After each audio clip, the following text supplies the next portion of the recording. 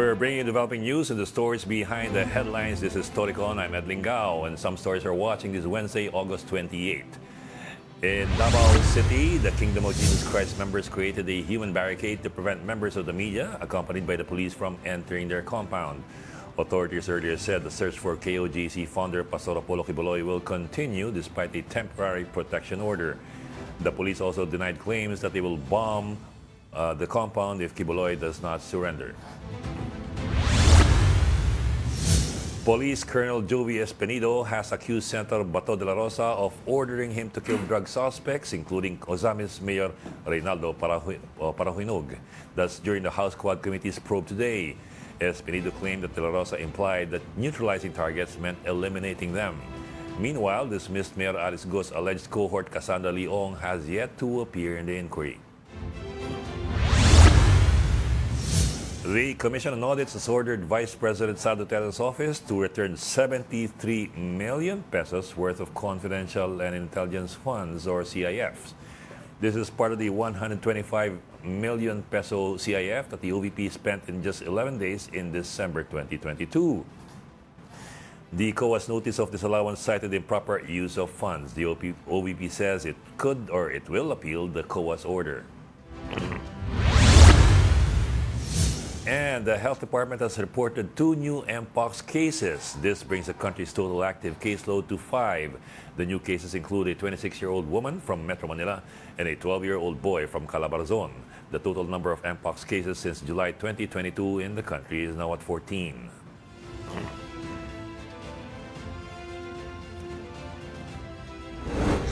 And as always, join us today, Ami Pamintuan, the Editor-in-Chief of the Philippine Star, and Storycon's resident political pundit, Tito Ronald Llamas. Welcome back, Ed, no? Welcome back, Ed. Napanggera ka. Galing ako airport, dumiretso ako rito. Baka magkahit sa akin si Tito Ronald kung hindi ako dumating. Good afternoon, Ami. Good afternoon. Not so good afternoon yung weather, ha? Nawala ng klase, pati government offices. Grabe pala pinauwi dito. lahat ng tao. Oh, dahil sa habagat. Hindi ko alam na binabagyo kayo dito. Grabe kaninang umaga. Umalis ako ng alas 6 sa bahay para sa isang 8 o'clock interview. Dumating ako 5 minutes before 8. Wala nila, Quezon City to Cubao. Oh dear. Quezon City to Cubao. North Avenue to Cubao lang, ha? Ilan? 2 hours. Tapos sa Aurora Boulevard to Tuason, ay sino na? EDSA. Isang oras ako. Isang oras, no? Dahil sa baha? Marami daw binaha, Ronald? Puno lang, hindi umaandar. No? Eastern Metro Manila yata, Ronald, ang tinamaan talaga ng katakot-takot na baha. Kasi dito bandang South, hindi masyado eh. Pero kanina... nagtataka nga ako kung bakit nawala ng pasok dito yung pala in the other parts of Metro Manila. Ang lakas-lakas nga daw ng ulan at nagkabaha-baha kaninang maga. Pero kanina, hindi naman siya umuulan. Talagang hindi lang umaandar yung traffic. Bakit? Kanina, hindi ko alam. Paano? Ambon lang.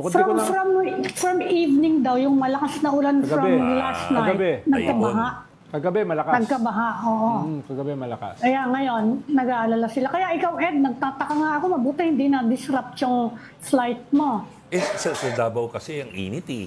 Kaya nalaman ko walang coding ngayon. Walang coding, yay! Bakit walang coding? Walang coding. Walang pasok.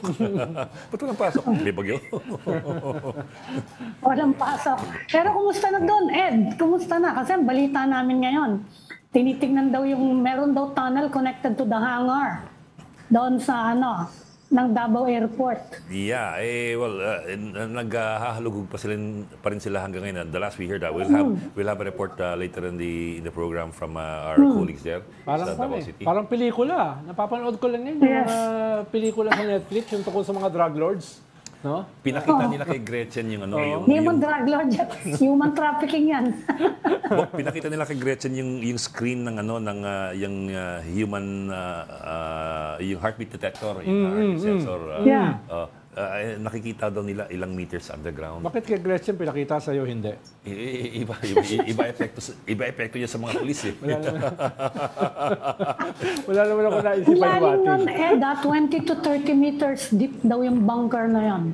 Na may nadidetect na movements and heartbeats. Kung 20 to 30 meters, Ami, pang-nuclear warrior. Hindi kasi bundok yan, di ba?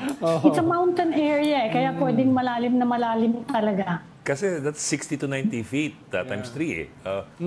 Lalim naman sa... Kaya nga. Nuclear Kaya bunker nga. talaga. Kaya nga, mga 10-story building yan. Pero kung along the mountain, may daanan siguro sa gilid, ano? Oo. Mas madali. Yes. Eh, Bok, teka, let's talk about a different kind of nuclear explosion yesterday. Let's bring in our guest today. Kasi she'll be with us lang until around Yes. 4:25. Okay. So let's bring her in na. Former Co-Commissioner Heidi Mendoza, ma'am, magandang hapon and welcome back to Storycon. Ay, magandang hapon, Ed. Magandang hapon kay Ronald at saka sa iyong kasamahan kay Kay Ami. Yes, ma'am. Ma'am, Kay Ami. I'm sure napanood nyo kahapon yung hearing. Tapos pinababalik ang 73 million na allegedly misused CIF funds. But let me start off with this. Disallowed. Sa dinami-dami na disallow over the years ng iba-ibang ahensya ng COA, meron bang nagbalik? Meron naman ho. Kaya lang, gaya ng mga karanasan natin, hindi madali yung proseso. Pero may process po kasi yan. Oo. Kailangan pa na nilang hintayin yung notice of finality ng decision at saka yung final demand, para ma-issue sila ng final execution. Pero ma'am, kung ganun, paano binabalik ang nagastos ng pera? Kasi I suppose you can't get it from another budget of the same agency, di ba? They cannot justify that anymore. At saka di ba, Commissioner, magmumukha lalo siyang mababaon dahil ang assumption niya, ginamit niya. Tapos kung ibabalik niya, anong ibig sabihin nun? Na nandun pa. Ang ibig sabihin po nito, teka lang, mawawala ako, papasok ako sa tunnel. Ang ibig sabihin kasi nun, kailangan ibalik yung pera dahil hindi siya nagko-comply dun sa requirements ng expenditure, di ba? So, because of that, pwedeng tinatawag natin na pwedeng partial or full ang disallowance. Pero may appeal process kasi yan at mahaba yan abot hanggang sa Supreme Court. Pero pag na-final na yung decision, pwedeng bayaran or tinatawag nating restitution or pwede rin na ibawas. Halimbawa, pumasok siya sa isang ahensya ng gobyerno, pwedeng ibawas sa kanyang sweldo, pwedeng ibawas sa kanyang retirement, ganon. Pero hindi yan pwedeng kunin sa ibang budget ng opisina niya. Halimbawa, hindi niya kayang... Hindi personal po ito eh. Oo, tama. Personal. Commissioner, yung mga nakalista doon na pinaggastusan ng confidential funds niya include tables, chairs, and computers. Pwede ba yun sa confidential funds? Hindi ba dapat yun regular budget? Tama kayo, Ami, kasi base nga dun sa joint circular na pinakang guidelines dito, ang sabi doon, pwedeng bumili lang ng supplies o ganyan ng mga equipment. Kung halimbawa, yung pagbili niya ay mag-i-endanger or mag-i-expose ng tinatawag na surveillance operation, di ba? Pero kung bibilin mo naman ng mesa at computer, hindi ko ma-imagine kung anong klaseng surveillance operation o anong ma-endanger dyan, di ba? So dapat yan, regular procurement. May bidding, di ba? Parang may malaki, parang 40 million eh. Food aid ba yun? Oo. Yes. 40 million. Oo. Commissioner, nakita ko kasi yung parang indicative report ng budget. Nagulat lang ako na eksakto. Eksakto yung 125 million. Pwede ba yung gano'n? Walang butal? Walang bawas, walang kulang? Oo. Unang-una, hindi na ako Commissioner Ronald. Ay, di lang. Oo. At syempre, ano kasi yan eh, di ba? Comprehensive yung release eh. And then, nang gagawin nila talaga, uubusin nila yan, di ba? Dahil yan ang kumbaga pinakamadaling itago sa mata ng publiko, sa mata ng auditor.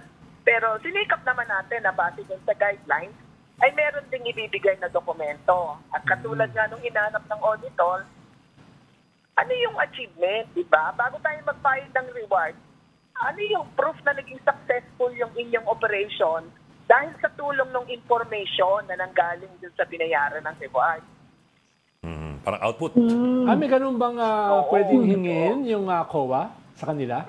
Opo, nandun po sa mismong guidelines. Meron po yung tinatawag na plan. O diba, syempre, Ronald, kailangan may plano kahit naman sa thesis meron kang proposal. Diba? May plano ka.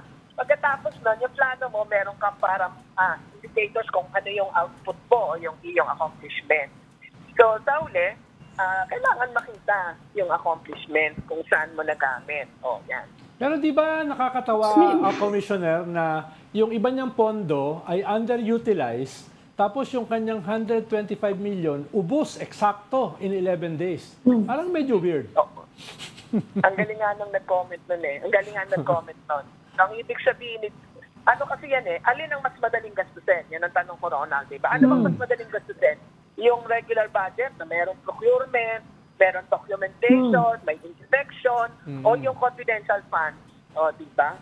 Siyempre, magkaiba naman yan ng nature, magkaiba ng purpose. Baka sabihin, di natin alam. Pero kung ipinapakita na mas mabilis yung paggastos ng funds at mabagal ang tinatawag nating absorption capacity ng isa, yung budget execution, ay merong dapat tingnan diyan. Miss Mendoza, medyo dumadami ngayon yung mga local government units na nagre-request at palaki yata ng palaki yung mga confidential funds nila. Ano sa tingin nyo ang pwedeng gawin dito? Kasi baka mamaya mas marami na yung confidential funds kaysa sa regular na pondo. Kasi yan ang sinasabi nila kasi mas madali daw i-disburse. Yan ang mga rason nila. Ano kaya ang pwedeng gawin dyan? Una, ang dapat gawin, i-revisa muna yung Joint Circular 2015. Kasi ilang taon na yon mula noong 2015. Di ba? Parang 9 na taon na medyo nag-iba na yung environment o yung nag-iba na yung sinasabi natin struktura ng hindi lang yung kultura, lalo na yung kultura after the previous administration na uso yung tinatawag nilang ibang klaseng kultura.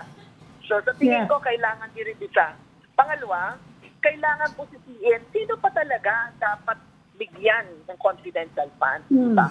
Kasi kung ating babalikan, sa definition yan, sa Joint Circular, nakalagay doon na ito ay for civilian agencies in surveillance operation, but take note, in support of the mandate of the office. Kaya nandito tayo sa usaping ganito di ba? Kasi napakalayo or hindi natin makita yung connection o yung konteksto ng surveillance sa mandato ng office na nire-represent. No? O siguro, parang medyo, kung meron man, hanggang ngayon, hindi ko pa nahuhulaan. Kaya tuloy, parang ang hirap na may payment ng reward, pero may medicine. Parang pinagsama may medicine. Reward. So parang may puntos yung auditor doon, Kasi separate ang treatment ng supplies at separate ng reward. At hindi ko rin maintindihan na mapangarap, paano ka magbibigay ng reward ng surveillance, tapos ang ibibigay mo, medicine. Papayag ka ba, halimbawa, ikaw ang sensitive information, i-release mo yung buhay mo. Surveillance ka Tapos sasabihin ko sa'yo, uy, gamot na lang ang ibigay ko sa'yo, itong reward mo. Kaya nga daw confidential. Hindi niya kinakailangan ipaliwanag. Confidential nga Talaga. Ito nga po yung kapag-ipagpipilinan. Kahit po confidential funds yan, meron po tayong guidelines at pinag-aralan din naman po natin yan nung binuo natin yung guidelines. Ma'am, so yung may liability dito is not the office, it is the person? Is that it? For example, yung pinapabalik na-identify po sa... Ay, sorry, Eda. Sorry, Eddie. Hindi ko pa ako na-recognize. Mr. Chair, I'm sorry. Ma'am talaga. Naandun po sa notice of disallowance yung persons liable. At doon nga ako usually nalulungkot. Kasi ang disbursing officer niyan, kadalasan, silang naiiwan Kasi elected position yung taas di ba? Ang naiiwan yung mga accountant, yung nalulungkot ako kasi karamihan sa mga yan talagang matitino, napagutusan lang. Or alam mo na, sumusunod lang. Hindi naman sila yung gumastos. Pagkatapos, yung pinaghirapan nila ng buong buhay nila, yun yung di ba? Heidi, yesterday... Pwede ba dapat na lang? I-repeal na lang yung circular? Pwede bang i-repeal na lang yun? Kasi kung sinasabi nilang surveillance naman, national naman yung natin yung mga security agencies natin, including the Philippine National Police. Kung kailangan mo ng security-related na surveillance, di ibigay na doon sa security agency na lang. Ma'am Ami, if I may, magkabukod po siya. Yes. Yung pong military agencies at kaya po ng police ganyan, intelligence fund po yon. Ang confidential funds po ay civilian agencies. Halimbawa po, korporasyon. Kunyari, kahit po PAGCOR, kailangan mo ng surveillance, diba? Dahil kailangan mo pag-aralan yung mga security, mga pogo-pogo na yan, di ba? So, malinaw po yung distinction. Kaya lang, ito ho yung punto dito doon.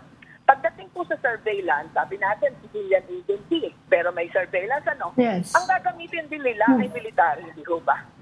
Or PNP, di ba? Exactly. Hindi ka naman marunong, kasi nandun yung training sila yung may capacity. Kaya ho yung payment of reward, talagang magkakaroon niya ng konting, kumbaga parang a lot of butas. Kasi nga, pag sinabi natin surveillance operation, parang ine-expect natin na may konting assistance yan sa military. And most of them, ang military, may sarili silang budget sa ganyan. Heidi, ang daming napag-usapan kahapon sa congressional hearing para doon sa budget ng Vice President dealing with COA. Papakyawin na kita dahil alam ko limited yung oras mo eh. No? Halimbawa, una ay na-raise yung issue ng separation of powers daw. Bakit daw hihingiin sa isang constitutional body ng Kongreso na mag-release ng report, sabi ni Vice President. Ikalawa, sabi naman ni Congressman Luistro, no, na nag-lecture tungkol dyan, ay hinarangan daw ng Office of the Vice President. Gumawa sila ng letter na pinipigilan yung COA na mag-release ng report sa Congress. Tapos, ikatlo ay napag-usapan din, bakit binabalikan yung issue na yan na 2 years ago, no? Almost 2 years ago. Dapat daw ang pinag-uusapan ay yung budget lang for next year. Move on na. Oo, moveon.com na. No? Okay. Kaya siguro baka may idea ka tungkol dito sa mga tanong na ito.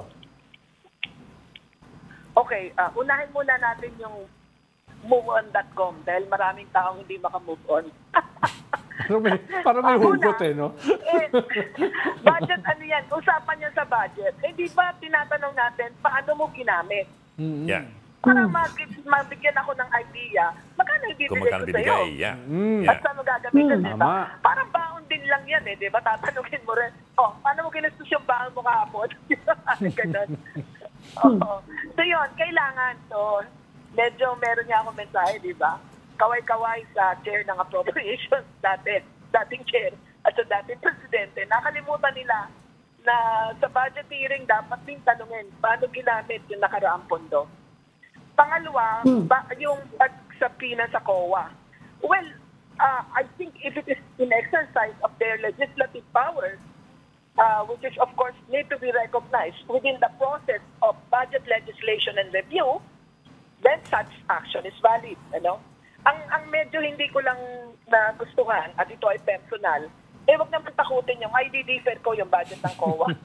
parang constitutional commission naman. Magbigayan ng respeto. Ano po?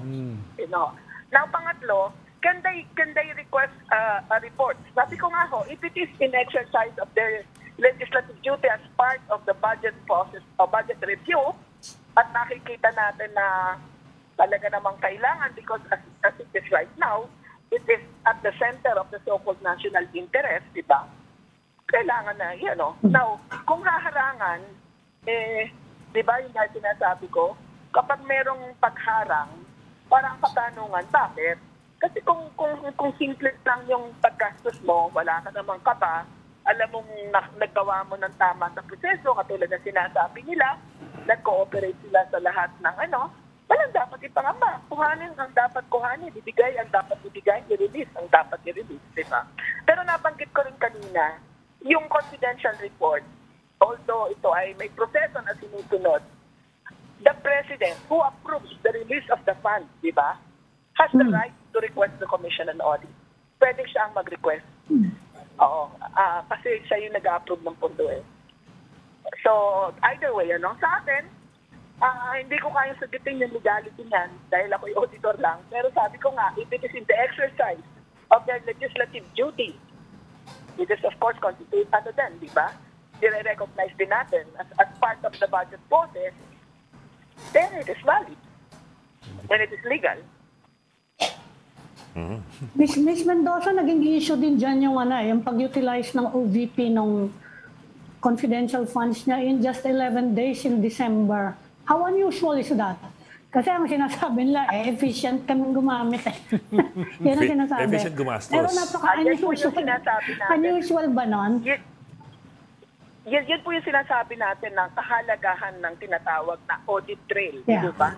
Na kahit Yes. nakakala nila itong confidential fund ay madali lang gamitin, eh sa totoo lang, meron din siyang nag-iiwan ng trail. At ito yung sinasabi kung pag nilagay natin yung sequence of events or chronology of events on the basis of documents submitted or information provided, mukhang medyo mahirap paniwalaan, di ba?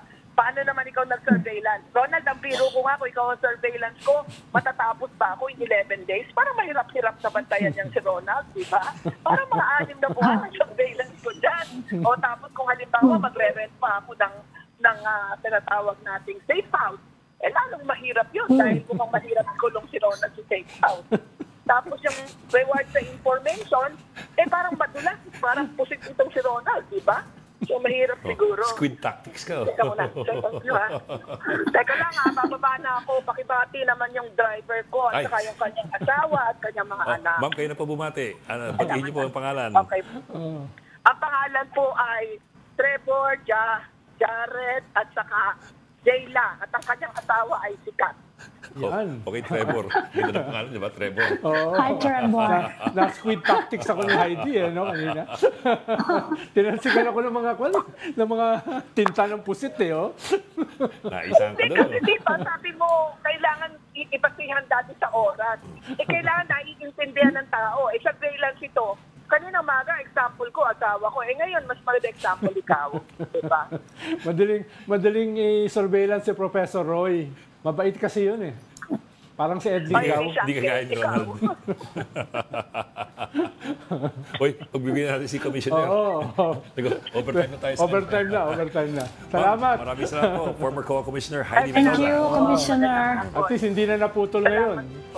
Thank you, ma'am. Thank you.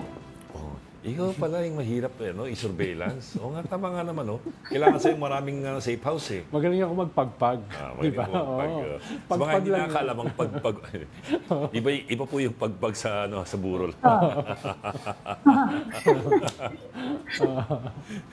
Anyway, maraming salamat kay Commissioner Heidi Mendoza. So yun.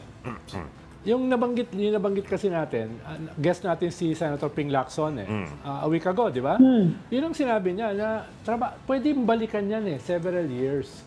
Dahil kailangan mo ng comparative analysis ng budget. Kahit yan ay budget for next year, pwedeng balikan yung mga nakaraang taon para makita mo yung pattern. Lalo na kung may gusto kang i-expose na anomalya. Kaya nagulat ako na si former Speaker Gloria Macapagal Arroyo ay sabi, bakit pinag-uusapan yung nakaraang budget? Bakit hindi na lang mag-focus? Bakit ka magugulat si GMA yun? Sabagay. I stand corrected. No? Isa pa to. Oo, I stand corrected. Nagulat lang ako na sasabihin niya in public. No? Parang, di ba? Si ko na maasa mo din sa safety. Oo, pwedeng iba yung nagtanong, no? Siya pa yung nagtanong, Speaker, President, na talaga namang ginagawa sa Senado yun, talaga namang ginagawa sa Kongreso yun, no? Mga ganun bang basic? And it's part of Congress's power over the purse to ask where the purse is being spent. Yes. Para makita yung pattern. Kaya binabalikan, sabi nga ni Senator Ping Lacson, 2, 3, 4, 5 taon. No, binabalikan niya.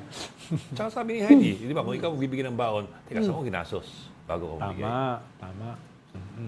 Kaya abangan natin yung next week na continuation ng hearing ng OVP. Pero At kung sisipot ulit kasi ikaw ba, Ami, nakakita ka na ba?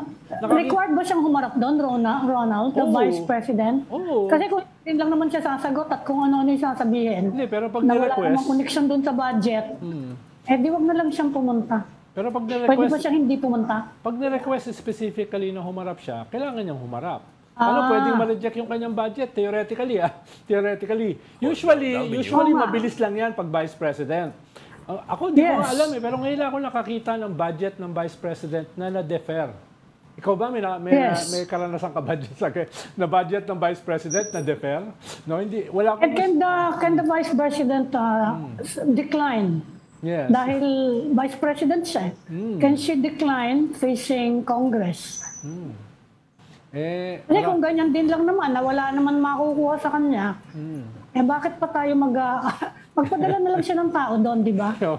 Pero marami naman siyang ginawa na unprecedented Pinapatanggal nga niya yung chair Di ba? Kailan ako nakakita na gano'n. Parang yung, ano ba yung pelikula ano ba yung TV show ni Trump? The Apprentice, no? You are fired. Apprentice, you're fired. Parang ganun yung naisip ko, you are fired. Pinafire yung chair.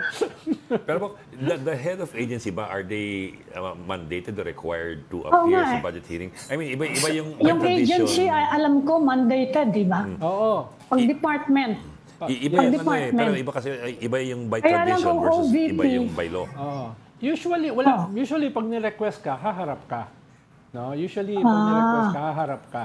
Dahil, kanyan budget mo Theoretically, pwede yung harangin. Theoretically, di ba? Usually, yung vice president, di naman hinaharang at mabilis lang yan. Dito lang ako nakakita ng ganyang klaseng confrontation. No? Kahit yung mga vice president na hindi miyembro ng administrasyon, medyo mabilis lang yun No? At saka, awan ko, hindi ko alam yung institutional memory. Wala akong alam na nade-defer. Pero kasi ngayon lang naman nakipag-away ang Congress with the Vice President na ganyang katinding away, Pero mo kasi... Napigo na nga si Congressman Abante. Bingi ba yung Vice President? Bingi ba paulit-ulit yung aking tanong. Yes or no lang? Natawa ko Ayaw nga niya sumagot. Kaya nga tinatanong ko kung pwede na wag na lang pumunta at magpadala na lang ng iba para lang bumilis-bilis yung hearing. Pero sabi ni Ronald, theoretically they can not give you a budget because anyway, theoretically the Vice President has no job theoretically except to be on standby. Tsaka theoretically, constitutionally, ay the power of the purse lies with Congress. Diba? Congress nga Kaya hindi mo pwedeng bastusin, hindi mo pwedeng hindi sagutin, di ba? Tapos may oversight functions pa sila. Kung naiba-iba yan, Ronald, di ba? Contempt na yan. Contempt na yan. Nakulong ka na, diretso ka doon sa detention. Sabi nga ni ex-human rights lawyer Harry Roque, kaharap ko ang rehas, hinahalikan ko ang rehas. At tinanong ko sa Congress, may rehas ba dyan? Wala. Sabi nila, isang kwarto yun kahoy yung pintuan. Walang rehas doon. Pero sabi ni Harry ay hinahalikan niya ang rehas. Baka naman. Sige, let's not go there. Okay, we're still trying to get in touch with our reporters in Davao City. I understand that they're already inside the KOJC compound. So baka nahihirapan sila magkaroon ng signal o magkakontakan, but they're currently inside. Ang huling balita namin from the police, coming from our reporters, was that na-locate nila kung saan. I mean, they even alleged bunker. They even showed Gretchen, parang yung live signal. Screenshot of the signal. Well, of course, we can't show it, but may ganun. And pati yung depth. Talagang ang hirap na magtago ngayon, no? Malalaman na yung tibok ng puso mo. So, naku, yung mga ganyang hirit, ano hugot yan? Iba hugot mo Ang pinag-uusapan natin dito, Kibuloy, ikaw puso Delikado. Baka pati yung mga misis bumili ng ganyan. Ang hinihintay namin, Ed, may report na ba? Ang hinihintay namin, kikwestiyonin daw ng government yung court order. TPO. Although ang mga sinasabi ng mga opisyal, it doesn't stop the search. Yung operation ng police to find Kibuloy. Pero questionin pa rin daw nila. Kasi, yan ang hinihintay namin. If you read a temporary protection order, it basically protects property. Protects the rights and the property of the appellant. In this particular case, to remove the barricades and to allow the appellants to come in and out of the compound. The police are saying na, so walang binabanggit na about the search warrant, no? Search. Yeah. Yes. So that's the back and forth. Ang sabi ni Tony Torian kahapon, nagkausap kami. Oh, yung bago mong BFF. Ikaw talaga. Ang bago si Tony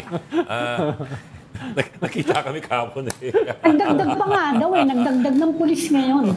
Nagdagdag ngayon ng reinforcement. Pati kahapon, nung after dumating yung TPO, nag-pull out na kami, may pumapasok mga commandos. Binuksan na yung barricade, pwedeng labas-masok na yung mga KOJC, pero nagpasukan ng ibang police commandos pa. So, mukhang mga SAP yan, Yeah. Oo. Makita mo Yes. kasi may patch dito eh. So they're not the regular Kasi policemen. ano nga, kasi hindi naman daw pinigilan nga yung search. Saka lumapad yung ano nila, yung perimeter nila, di ba? Pinaalis sila dun sa paligid eh. Umurong yung pulis, kaya kailangan mo magdagdag lahat. Lalong lumaki yung kailangan mong bantayan na lugar. Anyway, sabi ni Atty. Torion kahapon, kasi I asked him specifically about the police insistence na hindi naman pinatigil ang search. Which I think is correct Yes. naman. Hindi mo naman mapapatigil ang search. Yes. Basta-basta because there are two existing search warrants. Yes, parang arrest warrants. actually parang in-hot pursuit yan eh. Di ba? Yeah. Oh, Yeah. parang- So, hot I keep pursuit saying siya. search eh. No, arrest warrants nga pala, arrest warrants. So another court cannot just overturn an existing warrant of another Yeah. court. Not unless it's a higher Yeah. court, Yes, yes. like CA. Yes. What could be questioned, I suppose, is the manner by which the search is being conducted Yes. or the arrest is being conducted. Yes. So, yun ang technical. Anyway, sabi ni Atty. Toron kahapon, they will file another motion with the executive judge of the Davao RTC to be more specific doon sa paghuhukay. clarification. Oo, sa paghuhukay. Nagulat nga yung isang abogado na kasama ko kanina sa isang TV guesting. Sabi niya, usually hindi naman madalas nilalabas yung Yan, TPO. TPO, eh. Temporary Protection Order. Kaya nagulat siya nung narinig niya yung TPO. Bok, teka, may module na tayo online. Evan Tarinque is coming to us from Davao City. Evan, Yeah. anong balita dyan? Ay, Evan, Yes, Bok. Andito kami actually sa loob ng compound nga ng KOJC. No? Kanina, alas 12, pinayagan na yung ilang membro ng media na makapasok sa loob nitong compound. Kaya ngayon medyo nag-iikot-ikot kami kung ano yung pwede namin makita dito sa loob. Pero, Evan, aling compound yan? Kasi dalawa yan eh. May compound ng KOJC kung saan nandun yung Jose Maria College at yung SMNI at yung Kibuloy Ministries.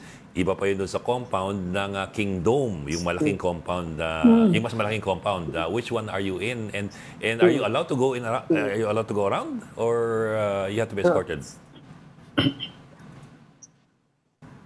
Yes, Bok. Nandito kami doon sa may compound kung nasaan nga matatagpuan itong JMC College, Jose Maria College. No? Actually, kung pwede kong iikot yung aking camera. Sige.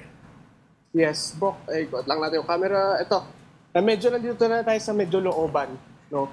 Pakita lang natin. Andun yung JMC. No? Sa harapan ng JMC, around siguro mga 5 minutes walk lang may papasok dito sa looban. Nandito na kami sa may harapan ng publishing house ng Kingdom Glory Publishing House. No? Ito yung publishing house kung saan daw nila ginagawa yung kanilang mga media materials. No? So, Bok, tuloy-tuloy kami nag-iikot dito ngayon, and yung kabila, hindi kami makapasok doon kanina dun sa may Kingdom dahil meron yung may mga ilang miyembro pa rin na naghumaharang sa ating mga kapatid na media practitioner na makapasok doon sa loob. So, Evan, hindi nyo kasama yung mga pulis dyan. Wala akong nakikitang pulis. Media lang yung pinapasok. Yes, tama ka dyan. Actually, media pinapasok pero yung police kasi nasa loob na rin eh. No? Actually, pag akit ko lang dito, papasok lang tayo dito, may makikita na kagad na police. May mga nakastasyon na mga police kagad. So yung mga police dito sa loob talagang kakalat, no? Pero hindi kami allowed mag-ikot na kami lang, no? Kailangan talaga merong kaming guide dito sa paglilibot namin dito sa loob. Ganda Evan, yung panghukay na na machinery, nasa na sila? Ipinasok ba sila uli o nandun sila lahat sa labas pa rin? So wala kami kaninang naabutan na ipinasok na machinery, no? Actually, kanina pa kami nagmo-monitor sa labas, mga ilang oras na rin kami nagmo-monitor sa labas. Ang nakita lang na actually yun nga, ang latest development sa labas actually yung pagbubukas nung CP Garcia Street eh. Yun talaga yung pinaka nakita namin dahil nga ilang araw nga itong nakasara, no, na-block ito for the past few days, no. Pero kanina tuluyan na itong binuksan nang pwede nang makadaan yung maraming motorista dito. Ang ganda ng lugar, Evan. Pwede ba kayo mag-HHH dyan? HHH. Holding hands. Holding hands. Hindi nga. Actually, maganda nga yung simoy ng hangin dito. Nakaka-relax. At ito nga, yung kanilang, may mga flowers din na nakaayos dito. No? So, talagang pwede ka mag-HHH dito. Talagang nakarelate So, Evan, medyo malayo yan dun sa sinasabi nilang bunker daw na konektado daw dun sa hangar. Kasi mukhang dun nakatutok ngayon yung mga pulis. Yes, actually kasi ang dalawang lugar yung pinaka-main na pinag-search nga ng ating kapulisan. Yes. Yung sinasabi nila is yung JMC building at yung JMC building saka yung katedral. No? So yun yung dalawang iniikot ng mga kapulisan. Sabi nga kanina ni Tony Torion, pagkatapos daw i-search itong isang building, lilipat sa kabila. Pag hindi daw kontento, lilipat naman daw sa kabila. So ganun daw yung nangyayari sa paikot-ikot dito. Yung mga bunker ba konektado sa building? Nakakonect ba sila sa building o sa kalye? Nakatago sila sa building yung papasok sa mga bunkers? So, laging dinedeny, lalo na ni Atty. Torion, na meron kang bunkers dito. Ang sinasabi niya merong basement. No, may ilang sinasabi na may basement daw itong, lalo na itong GMC building. No, marami daw levels yung basement dito. And yun yung sinasabi niya, hindi daw bunkers yun, dahil daw yun ay basement. Pero Ivan, I'd imagine there must be a reason kung bakit pinapayagan kayong pumasok at gumala-gala sa isang lugar, pero hindi kayo pwedeng pumasok o pumunta sa ibang bahagi ng lugar. Diba? Tama ka nun, Bong. May nangyayari dun sa ibang lugar. Tama. Kasi parang sobra namang luwag dyan, at least yung pinapakita mo, versus yung sabi mo kanina na sa kabila naman, hindi kayo pinapapasok. Oo nga. Saka walang nanghahataw ngayon sa kanya, Ed. Walang nanghahataw ng umbrella saka yung poster. Wala tayo ngayon. So, bukod niya, kailangan kasi actually namin talaga na may kasama sa pag-iikot dito. So, we're hoping na baka sakali makalipat kami doon sa mas may bandang Kingdom. Doon kasi parang medyo mataas pa or meron pa pag-resistance. Lalo na sa ilang miyembro ng media. Kanina nga, yun nga, may na-experience tayo kanina. Not from me personally, pero may mga nakausap tayo na hindi pa rin sila pinapasok doon nga sa may compound, doon sa may Pakingdom. Nandyan di ba si Gretchen, Evan? Nakita mo ba siya? Baka may ka-HHH na siya dyan. Actually, nandito sila Gretchen. Nasa loob sila. Yun, kanina, hindi sila pinapasok doon sa may kabila. No, pero yun nga, dahil nga nagkaroon ng press con dito kanina, yun, nahatak natin sila at yun nga, nahatak natin sila papasok dito sa compound na ito. Actually, ito, medyo lalayo tayo. Ayan, I think, ito, so medyo, ito, doon sila banda kanina. Doon kasi kami gaming, it's like 5-minute walk doon sa main building ng GMC saka ng cathedral. No? So, medyo nasa looban na kami ngayon. Well, as far as we know, where is the search concentrated ngayon? Doon sa Kingdom area o dyan sa area ng ministries? Kahit educated guess, Evan. We cannot answer for sure, dahil nga it's a sensitive topic. Napaka-sensitive ng information na ito. Pero what we heard is baka ma-eject button si Evan. Baka ma-eject button siya dyan. Pero what we heard is tuloy-tuloy daw yung operation ng ating PNP in searching nga for Pastor Apollo Kibuloy. Yan nga. Nagsabi na nga din kanina si DILG Secretary Benhur Abalos na they are confident pa rin na dito siya and hindi sila tutigil hanggat hindi daw nila nakikita ito nga si Pastor Apollo Kibuloy. Evan, buhay pa rin ba yung merong mga kumakalat kahapon pa na mukha daw magsusurrender o nag-send ng surrender feelers? Si Apollo Kibuloy o wishful thinking lang ba yung storyang yon? So, wala kami, hindi namin makakonfirm ka. Actually, yung ganitong claims hindi namin makakonfirm. We have not heard from sa confirmation ng PNP or the side of KOGC. So, we cannot confirm talaga. No? Pero one thing's for sure, lalo nandito pa rin yung visibility ng kapulisan sa loob ng compound, no? That's one thing for sure na talagang may pulis dito sa loob at nandito talaga sila sa loob. Okay. O sige, maraming salamat, Evan Tarinque. Balita mo kami pag may bagong pumutok o lumabas. Salamat, Sorry. Evan. No? Thank you, ka dyan. Evan. Kapon nga, sabi ko kapon, nakita ko yung mga pulis naglalabas ng mga gamit, heavy duty talaga. Yung alam mo yung Joseph Talagang, Life na, yung hydraulic cutter, yung kailangan mong gupitin yung bakal ng kotse pag car crash. Naglalabas sila ng ganun. I suppose, pang Yes. Siguro kung hindi nila mahanap, ang laki ng babayaran nila dyan. No? Pero meron na kaya sa Lazada nun? hydraulic cutter. Hindi, yung pang-locate ng heartbeat. Lazada. Ano, game changer ito eh. Kahit yung mga mister, kahit sa bunker, hindi na sila makakatago eh. So kinakaban ka ba? Baka meron sa Lazada? Baka, Hindi. Baka gamitin sa'yo. Binata ko eh. Salagay, binata ka ba? Yung mga mister na hinahanap ng mga misis. Yun ang delikado. Matagal na daw may ganyan ng pulis, ha? Medyo matagal na daw silang may ganyan. Yeah. Especially in emergency services. Sa mga disaster, no? Sa mga earthquake. Sa mga lindol. Disaster, panghanap ng mga victims. Tsaka pang Valentine's, pangharap sa mga walang puso. Okay, nagkakaroon na tayo. Corny ng pa-corny dito. Goodbye ka na. Goodbye sa inyo. Kasi walang pasok pero pumasok kami. Yun ang naplano nyo. So, thank you for joining Storycon today. Ami Pumintuan, bossing ng Philippine Star, and Tito Ronald Llamas, ang political pundit na may puso. Yeah. Kailangan mo pa ng sense of para malaman ko. Pero just again to Mark Parping for the Storycon. I'm Ed Lingao. We are One News, all sides, all the time. This is the Story Conference Group or the Storycon Group.